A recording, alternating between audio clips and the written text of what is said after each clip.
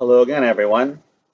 Today's video is going to be showing and giving definitions of fractions on shapes and quantities.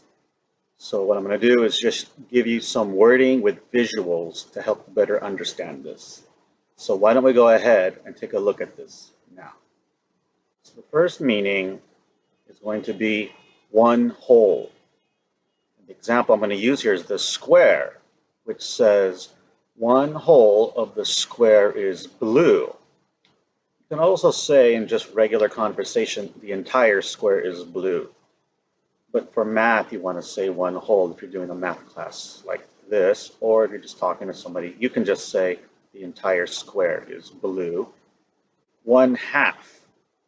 One half of the circles are green.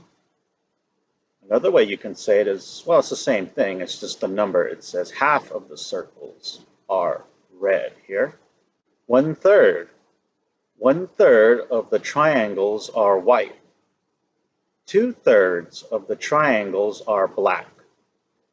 5/6. 5/6 of the squares are blue. Now, some people might say that these look like triangles, and yes, they can be. If I split this down the middle, I can make them rectangles and call it rectangles. So it really depends on how you are looking at this and what you want to address it as. For me personally, they look like squares, so I'm going to call them squares. 1/7. 1/7 of the hearts are purple. Another way you can say this is 6/7. You can say 6/7 of the hearts are red. So can you think of any other quantities that I didn't mention? If you do, go ahead and leave a comment down below. So that's today's video. And again, I just wanted to give you some examples of quantities with the terminology as well as the fractions, so you can kind of see the relation between the two.